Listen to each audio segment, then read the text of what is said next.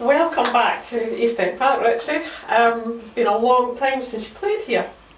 Have you been back, prior to when you went to Aberdeen, have you been back since that? No? To be honest, no, I haven't. I've been back to Dunfermline. They tended to be quick fixes, just a run in for a day or two, see as many people as I could, because my young lad still lives here. So I'll come up, get him for the day and go and do bits and pieces. But it's funny that a game has never coincided with me being here. All the times I've been back, a game's never been coincided. This is the first time I'm actually going to be back for a match day, as far as I know. And I only recently got an Aberdeen game in when they went to the cup final. So I haven't been back to see too many games since I come back, because obviously as soon as you come out of football, your life changes. You don't have the time that you sort of used to have, when you played. So things become a lot faster. You were signed by Jimmy Calderwood in August 2003 from Shamrock Rovers. Yeah. So how did that come about? So, do you know what? It's a mad story actually how that happened. Obviously, I used to go on trial to Wolves, and I was actually meant to sign for Wolves when I was 15. My mother only told me this recently. We were in the car driving, we had all the kids in the car, and she turned around, we were talking about something, and I mentioned the story. I used to be in Wolverhampton, I used to go there all the time, and my mother was like, well, I stopped you going there, I didn't let them sign you. I said, what? So I couldn't believe it, but anyway, that's what happened. I didn't get signed by them, and I stayed in Ireland, and I went to Shamrock Rovers through a manager that used to look after me at a boys club called Belvedere. And very lucky, he brought me down, and I got into the first team really quickly. So playing for Shamrock Rovers for a year or so, and I started getting noticed. And then we had another fella that came on the scene. I got injured for a bit, and another fella came on the scene. We played this game against Waterford. I don't even think it was an actual competitive game. It might have been a friendly. And this fella stood out, and everyone was like, "Who is that young fella?"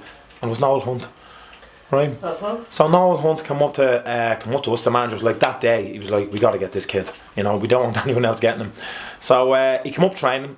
My first game back was Noel's very first game, and I think he scored four. I think he scored four goals against like a really good Dublin Garda team, and that was it. That was it. He was. The two of us were in the first team together, very similar times, and I was playing away, and Noel got. Because he was centre forward, he was scoring goals all over the place, and obviously there was loads of teams coming to look at him, and a lot of the teams were seeing him, and then they were noticing that I was very young as well, and the two of us were playing very well at the time.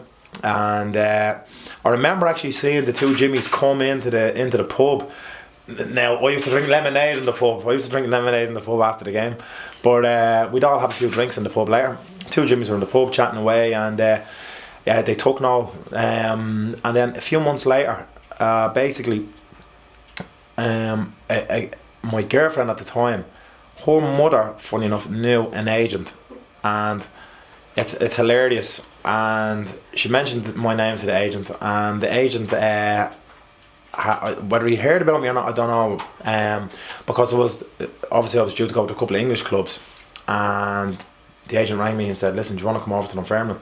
Obviously, Noel is there, and Noel had been saying it to the manager anyway. Go and get Richie. Have a look at him. So Noel had a hand to playing as well. And when I come over, that was it. And I will say, Gary Dempsey was here as well, and one of my great friends in football. So the two of them, Noel and Gary, we still all meet up. The three of us met up there a while ago in London. We still hang out together. We still talk to each other all the time. But Gary, I stayed in Gary's house the first night I came over. We had a big training the next day, and Gary put me in a house or in a room that had no bleeding heating. So there was no heating. The radiator wasn't working. So I was frozen the next day. I got a cold and everything, and I was trying to run around and warm up. But I'll never forgive him for that. But yeah, that's basically how I come over here. So it was a really exciting time. Trained here for a few days. Went back to Dublin and got a phone call from the agent saying, "Listen, Jimmy wants to sign you. What did you do?" And when I went into training the first day, off the trial, Noel said to me, "Richie, now see all them lads, just go in and just get stuck into them." He said, "Don't worry about who they are and what they do, just go in and get stuck in." And I did, and that was it. Jimmy loved it. He's like, "Right, come on." I will say I played one pass I'll never forget it. Ball was bouncing, and I come onto it, and I just half volleyed a pass right down the line, straight into the centre forward, and he ran down. We nearly got a goal, and I heard Jim in the sign going, "Oh, that's not bad. That's not bad." And then I thought, right, he liked that, and then that was it. He signed me after that. So I think that was it. Then that was the start of a good long time here. Yeah, I mean at that time, Dunfermline were doing quite well because we had. Obviously Jim Calderwood had come in as a manager in 2000 and had Jimmy Nicholl here, so it was beginning to get good times for Dunfermline and as I probably say, carry on from the time that Bert Payton had been here. And you made your debut as a sub against Cowdenbeath and CIS Cup. So that was your first game coming on as a sub, but then you didn't make your first start until February the following year against Dundee. I had a terrible game that day. I was overawed. I was so nervous. The size of the crowd, the noise, the pace. People were a lot bigger here. And the size of people, when you walk out in like in Ireland, there's a couple of big lads, but not that many. There was 3 or 4 big fellas in the league that you'd think, right, a bit intimidating. But here, you had 7 or 8 of the opposition were big. You're thinking flipping hell. And these fellas had done something in the game, so they were, they played for the national team or whatever. And the standard and the speed, the fitness, full-time training makes a huge difference. It makes a huge difference to people. So the speed and the pace everything was done at was something that I wasn't used to.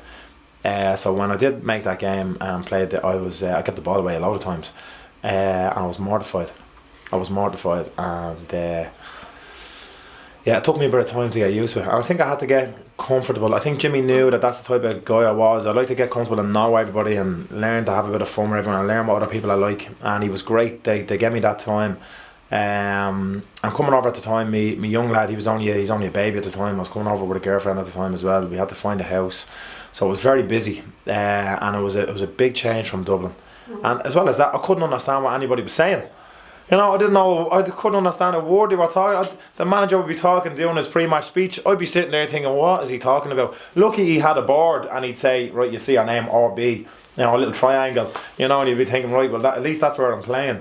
But in their defence, they didn't know what I was saying either, So it was like moving to a different country with a different language.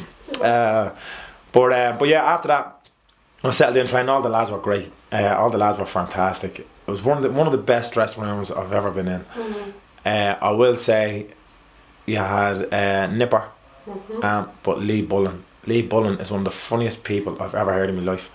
Honest to God, the stick he used to give Craig Brewster, it was the foot, like every morning, and it wouldn't be a one-off thing. It'd be every morning. Every morning, Brew would come in with his gear, and whatever he had on, he'd have a go at him. So they were great times, and then we had a couple of funny young lads as well. Even Gary Greenhill, very funny young fella. Obviously Billy Mehmet was hilarious. And obviously the other Irish lads, we had a great time. We all had a great time. It was a great mix of older guys, younger guys, some very good footballers, Barry Nick, Gary Mason, Skeller as well, Big Toddy, Greg Shields when he came in, Dinger, so like you had a good set of older guys that had been through a lot, that were hard workers as well, and when it came to a fight, the lads could dig in, with Big Toddy, like there was a lot of fight in that team, and then Big Brewster, there was no defender that had an easy game against him, so like you play the ball up to him and no one would get around him. It didn't matter who it was, so there was a lot of everything in that team, And you had Stevie Crawford as well. Who was an international.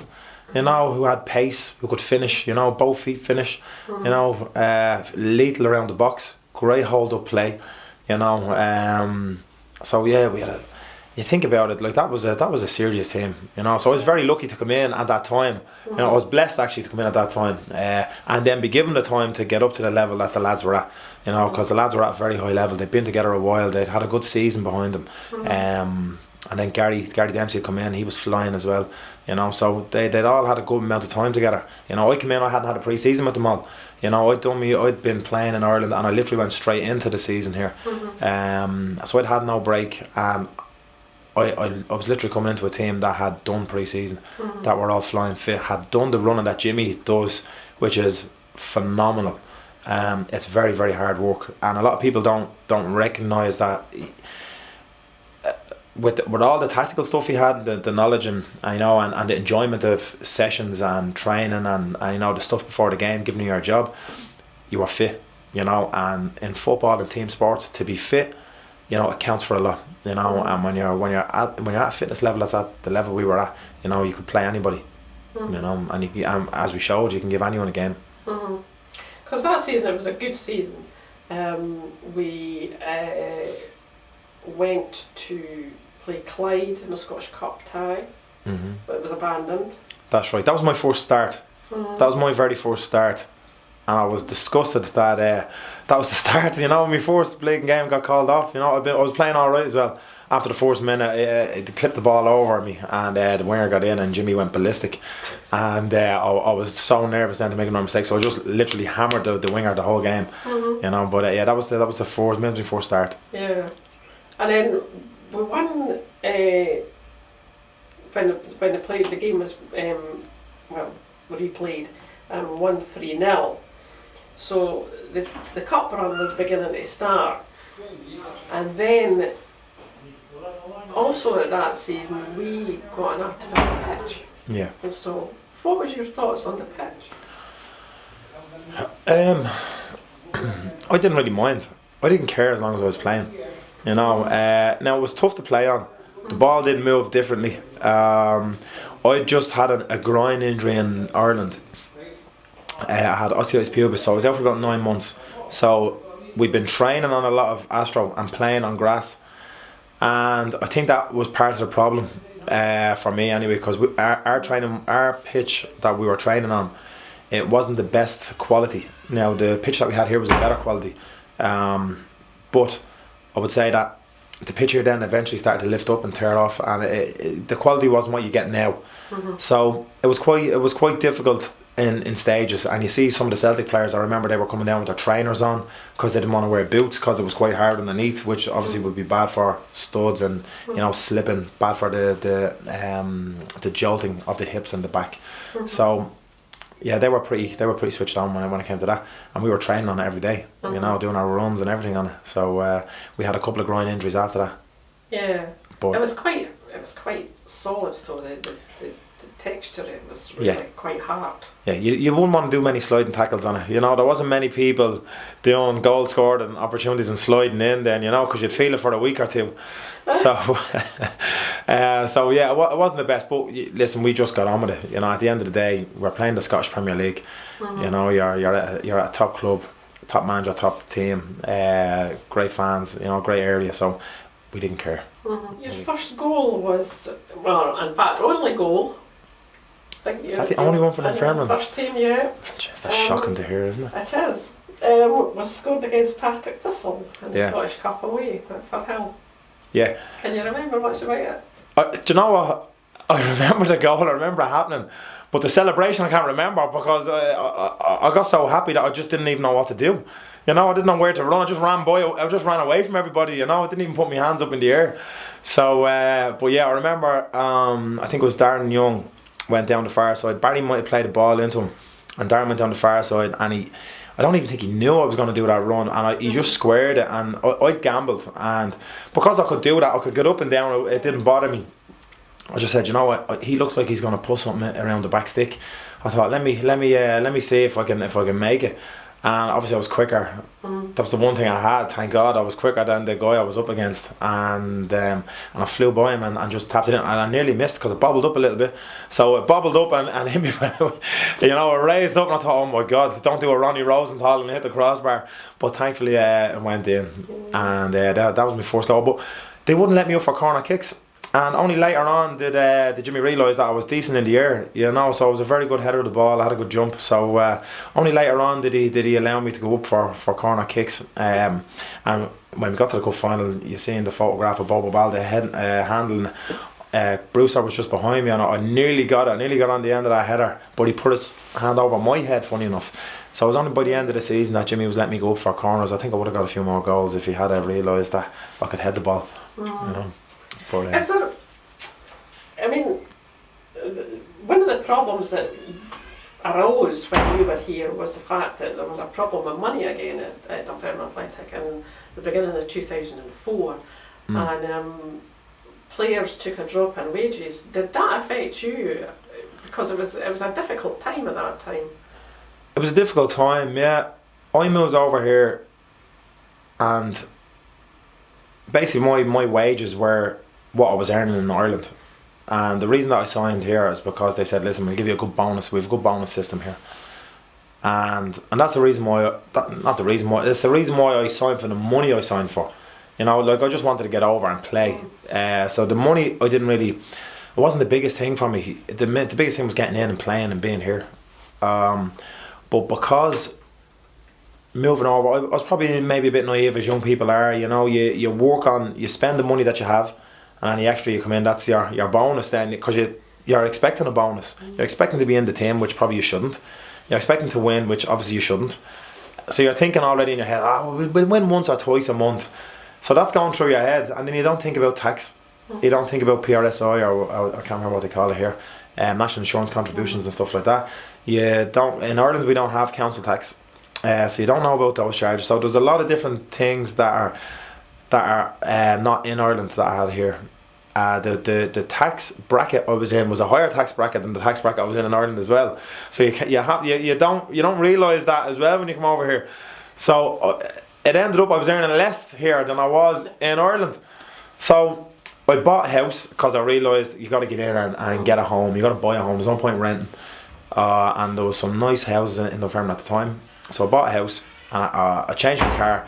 And I'll never forget, Jimmy went ballistic at me for buying that car. Now it was a Volkswagen Passat. It wasn't a BMW or anything like that. But he went ballistic at me.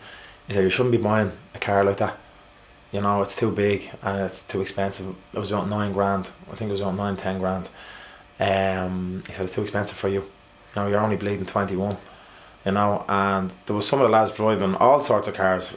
You know, and I thought that was a family car. You know, I didn't think it was that bad, but it looked flash. You know, it looked a bit flash. So when all them charges came in and what I had to pay out, and then I realised this is all I'm getting in. I thought it's a bit tough. So that was really tough for me. And then at the time, you know, you have a child, you have a girlfriend, and you have their family, and you know, you have people in your ear. You have other people talking to you about money and financial advisors, and all these people. And it was, when I look back, it was a very stressful time, you know, and I should have just turned around and said, listen, I'm going to do my own thing, my own way. And that's what as you get older, you realise sometimes it's best to take a step back away from certain people. And and then you say things in the public, you say things to the club, your agent's involved, the club is involved, and they're all talking, and the main thing gets forgotten, which is the main thing is being on the pitch, being super fit, and getting as far as you can in the game and doing as well as you can for whoever you're playing for yourself and for your family, and the rest of it will come. You know, if you know, you'll get rewarded in one way or the other, you know, from a move somewhere to whatever, a bigger contract or whatever. But the club here were great, you know, the club here were great for us. They helped me, Gary and Noel, and maybe a couple of the other lads, Aaron and Billy. All the other lads took a hit, and we were actually brought up to a little bit less than what I was on before. So it was hard, you know. I remember having to get lens of money at the time, so it was embarrassing really, you know. I'm a professional footballer playing the Scottish Cup final and I'm getting lens of money off people, so it was a little bit embarrassing. But at the end of it, it's only money. As you get older, you realise it's only money, you know. And the things I remember are the best things that you can never pay for. No one can ever pay for the things that we did as a team, you know. So I think maybe we made a bit too some of us made a bit too much about the money side of it. At the end of the day, the lads have moved on. Everyone's doing something different, you know. That money is all spent, so it doesn't even matter. you know. And I remember it got a bit fiery because one of the boys went and bought a nice car at the time that everybody else got a cup. So there was murder. There was murder in the change room, in the players' lounge, and it got out of hand. But that's what happens, you know. Money can change you, can change people, and it can make people act a certain way. And you have to remember that in football, the money, all the money in the world doesn't matter. You know, what mattered was the team and how we all and that cup final and getting there together. It was the best. It's one of the best times of my life, and I'll never forget it. And I'll never forget the lads. And the lads will always be a great bunch of people, you know, to me. Regardless of, you know, 1 or 2 years sort of don't talk to in a while. But if we all got together again, you know, we'd probably get a ball out and have a great laugh together, you know. So before we get to the cup final, we went to the semi-final, and against that was against Inverness Calais at Hampden, which ended up a draw, and then we had the replay up at Aberdeen against them. So what was your thoughts on the semi-final and the replay up at Aberdeen? Semi-final, it was probably the worst game I ever played for Dunfermline. I was terrible.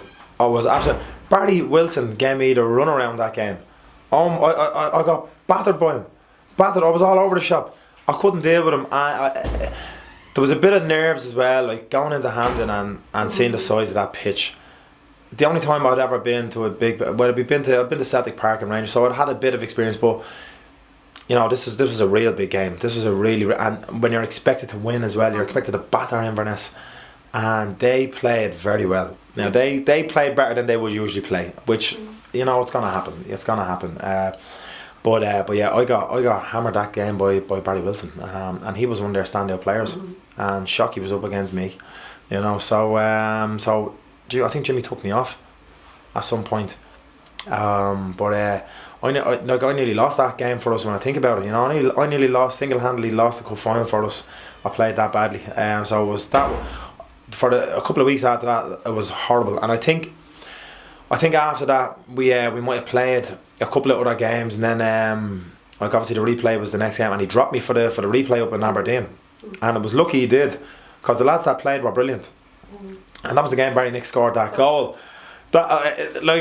That was an unreal goal, you know. That was one of the best goals I've ever seen in my life, and you know, thank God for Barry Nick. That's all I can say, because he got me personally out of a hole, but the club as well, you know, and the other lads were great as well.